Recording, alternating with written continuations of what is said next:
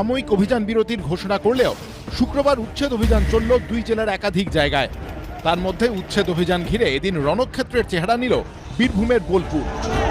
বুলডোজারের ওপর উঠে পড়ে বিক্ষোভ দেখাতে শুরু করেন ব্যবসায়ীরা। পুরসভার কর্মীদের সঙ্গে ধস্তাধস্তি বেঁধে যায় স্থানীয় দোকান মালিকদের। শুক্রবার সকালে বুলডোজার দিয়ে বোলপুরের চিত্রা মোড় এলাকায় অবৈধ নির্মাণ ভাঙার কাজ শুরু হতেই ক্ষোভে ফেটে পড়েন ব্যবসায়ীরা। ভাঙা হয় অস্থায়ী দোকান, খালি করা শুরু হয় ফুটপাত।